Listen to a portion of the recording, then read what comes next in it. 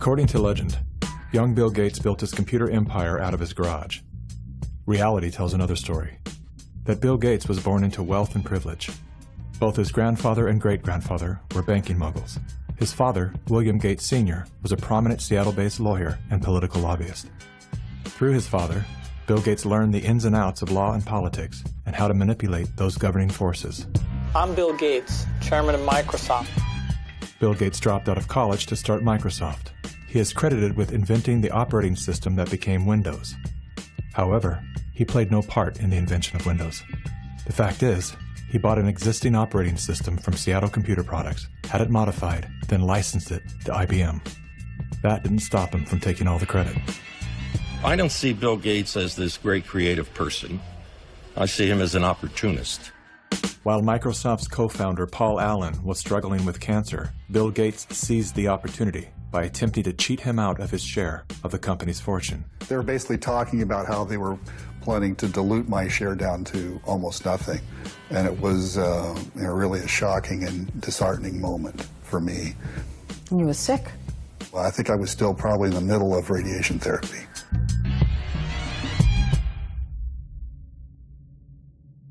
Gates' business strategies came under fire in 1998 when the United States Department of Justice sued Microsoft for antitrust violations. This is tape 3 of the videotape deposition of Bill Gates on September. During the 18-month trial, Gates gave hours of videotaped testimony. What were the non-Microsoft browsers that you were concerned about in January of 1996? That month. Yes, sir. And what about it? What non-Microsoft browsers were you concerned about in January of 1996? I don't know what you mean concerned.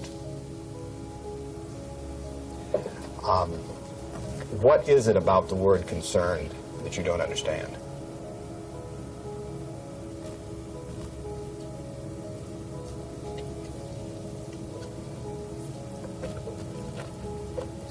I'm not sure what you mean by it. The Justice Department has charged Microsoft with engaging in anti-competitive and exclusionary practices designed to maintain its monopoly in personal computer operating systems. In a move to overshadow the negative press, Gates invested $100 million to set up the Bill and Melinda Gates Foundation. Overnight, Bill Gates transformed his public image from ruthless tech monopolizer to the world's most generous philanthropist. I'm pleased to announce that we're pledging an additional $1 billion to We had the chance to witness Bill Gates 2.0, the man you don't know. The rebranding campaign paid off. His net worth swiftly doubled, earning Bill Gates the title of richest man in the world. You've invested $10 billion in vaccinations over the last 2 decades, and you figured out the return on investment for that, and it kind of stunned me. Can you walk us through the math? In a Wall Street essay, Bill Gates declared vaccines the best investment I've ever made. There's been over a 20-to-1 return. So if you just look at the economic benefits, that's a pretty strong number compared to anything else. The Gates Foundation expanded rapidly into a massive, vertically integrated, multinational corporation, controlling every step in a supply chain that reaches from its Seattle-based boardrooms to the villages of Africa and Asia. Is the world's largest private philanthropy causing harm? The Bill and Melinda Gates Foundation has made millions of dollars each year from companies blamed for many of the same social and health problems the foundation seeks to address. The Gates Foundation has investments in 69 of the worst polluting companies in the U.S. and Canada.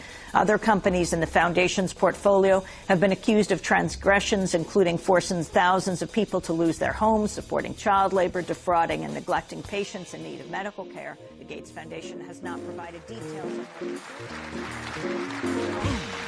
William H. Gates III and Melinda French Gates. As a top donor to both the WHO and the CDC, no one man has more power than Bill Gates to influence and control the health and medical freedom of all people. Normalcy only returns when we've largely vaccinated the entire global population. This will be the new normal until a vaccine is developed. Until we find a vaccine, going back to normal means putting lives at risk. We need to produce it and to deploy it in every single corner of the world. Full vaccination of our children and pregnant women. Development of new vaccines, therapeutics and diagnostics. Before effective vaccines and therapeutics are developed.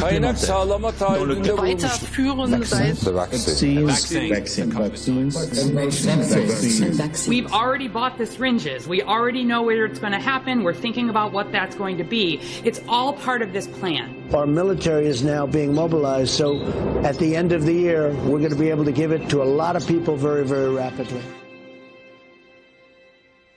In 1986, President Ronald Reagan signed the National Childhood Vaccine Injury Act, granting total immunity to vaccine manufacturers. After a decade of lawsuits related to vaccine injuries and deaths, vaccine makers were going bankrupt. In a move to coerce policymakers, vaccine companies threatened to stop making vaccines until they could be legally shielded from liability. To this day, when someone is injured or killed as the result of an adverse reaction, it is the U.S. taxpayers that pay for the damages. Welcome back. Were several Indian tribal girls used as guinea pigs? The report alleges that 2 American pharma giants' untested vaccine was administered to thousands of tribal girls without proper study and paperwork. India was among the hardest hit after Bollywood celebrities were incentivized by the Gates Foundation to urge the public to submit to mass vaccinations. In 2009, tribal children were administered the HPV vaccine. Over 24,000 girls were told they were being given wellness shots, in many cases without the informed consent of a parent or a guardian. The people that were administering these vaccines lied to the guardians of these girls and told the girls, oh, this is going to cure cancer, you're never going to have cancer. And these girls became severely injured. Some of them developed seizures, some of them developed cancer, and 7 girls died. And there was no insurance, there was no assistance for them, and the Gates Foundation denied that it had been clinical trials. And it was so bad that the parliament in India created a task force, they studied it, and they kicked out the Gates Foundation. But India is a barbaric country. Things happen here in a very barbaric way. But I was surprised to find an American organization operating in broad daylight, doing things in a very, very, let's say, Indian fashion. And so the route I took was that I want the whole procedure to be investigated. The Indian Parliament formed a committee, and it was to me a rather surprising move because you generally don't often have such a high-level inquiry into matters affecting poor people. And that was such an extraordinary report. I don't think Indian Parliament has ever come out with such a scathing report. And the government officials came up and said, we shouldn't have authorized this. We're sorry. We're not going to allow them again. And now they're back doing their same old tricks again. The good news is that human clinical trials can start as early as July 2020 for India's first COVID-19 indigenous vaccine that's been developed by Bharat Biotech. So you can imagine how the manipulation of the media, by the media, the manipulation of public opinion by leaders from all political parties unanimously saying, we want a vaccine. And the worst thing is they are taken as philanthropists.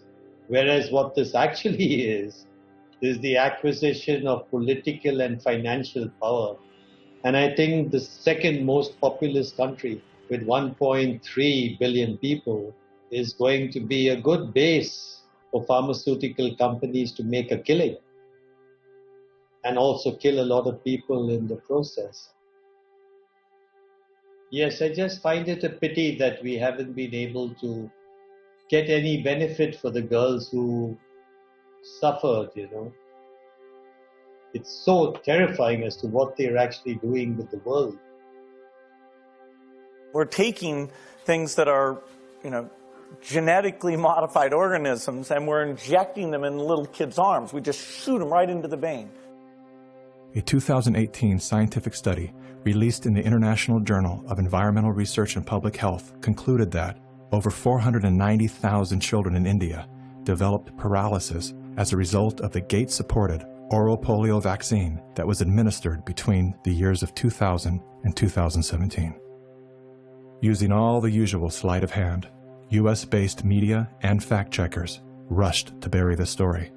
But thanks to the meticulous work of a team of Indian researchers and doctors, the inconvenient truth lives on the NIH.gov website. It's my honor to introduce Bill and Melinda Gates. Without any medical training, Bill and Melinda Gates founded the Global Alliance for Vaccines and Immunization, through which they fulfill their agenda to vaccinate the world. The foundation has been sued by the governments of some of the poorest and most vulnerable nations for causing serious harm through experimental vaccine programs. If you just look at healthcare workers around the world, they deserve to get the vaccine first. You know, here in the United States, really, it's going to be Black people who really should get it first, and many indigenous people. Vaccines were always taught to us that it was safe, it was healthy, this is things that we had to do. But given the position that I am in now as a state legislator, and looking at these studies and reviewing a lot of these studies, it's very scary, and I want the African American community to open up their eyes. Of all the places that Mr. Gates could have gone in the world, why did he settle on Africa? It's not because he cares about people that look like me. He cares about an agenda. African bodies have been used as lab rats for many years for Big Pharma. They are using us for trials, they are using us for testing, but as an African, I say no more. Africans, they're tired of becoming the guinea pigs of the world. Their antennas are raised and they're telling each other all over social media. They're on high alert right now. There is a policy of the American government. It's called the Kissinger Report, which was produced in the mid-70s, and it explicitly states that the purpose of the foreign policy in Africa was to reduce the population, because they have great mineral resources there. At the time, Kissinger and those involved with the Carter administration wanted to shrink the population, make sure that the Africans do not develop and do not use the resources for themselves, because we in the States, we need them. There is a concerted effort of foreign powers to control the population of Africa.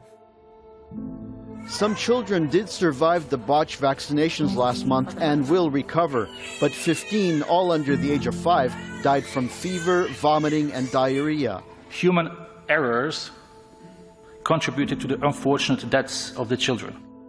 How can you believe Big Pharma but not believe these parents when they tell you that their children have been injured by Big Pharma? I don't care how big this corporate machine looks. As a parent, I can tell you, these people will never stop fighting for their kids.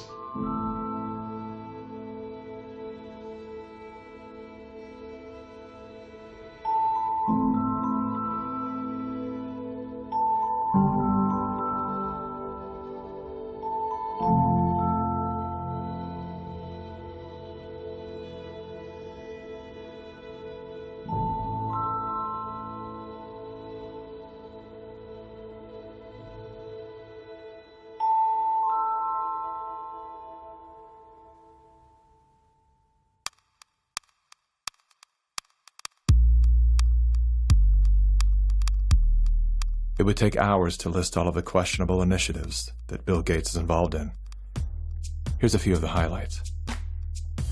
Gates is one of the key funders in the stratospheric-controlled perturbation experiment designed to block out the sun in an effort to control global warming by releasing massive amounts of calcium carbonate and other materials into the upper atmosphere. Critics, including environmental scientists, have called the project a global genocide experiment. Gates has invested over $1 billion in Earth Now's global surveillance project. The project will launch hundreds of satellites into space, which will allow for the 24/7 monitoring of all people everywhere. In partnership with MIT, Bill Gates has developed a new technology that allows vaccines to be injected under your skin along with your medical records. The quantum dot tattoo will implant an invisible certificate that can be scanned by authorities using a cell phone app and infrared light. Eventually, what we'll have to have is certificates of who's a recovered person, who's a vaccinated person. So eventually there will be this digital immunity proof. The EPA recently approved an experimental use permit to Oxitec, a biotech company funded by the Bill and Melinda Gates Foundation. In an effort to fight malaria, Oxitec will soon release millions of genetically modified mosquitoes in various U.S. states. According to the NIH website, programs are being developed to allow human immunization via mosquito bite. It was Science magazine that coined the phrase, flying syringes. Would you raise your hand, please? Do you solemnly swear the testimony you're about to give in the matter now pending should be the... A shocking new report from the New York Times sheds light on the connection between Microsoft founder Bill Gates and the late Jeffrey Epstein.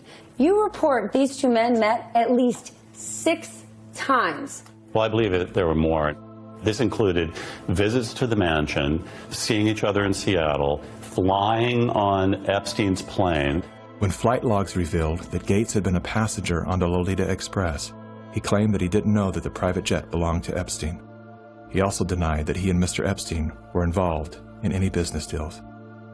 However, an expose by the New York Times revealed that not only did Bill Gates initiate a relationship with Jeffrey Epstein well after he was convicted of sex crimes, but the two were also involved in the process of co-founding a multi-billion-dollar charitable fund. Why would they ever set up a charitable trust benefiting Jeffrey Epstein? That it was all about philanthropy, that Bill Gates just wanted to find new sources of money.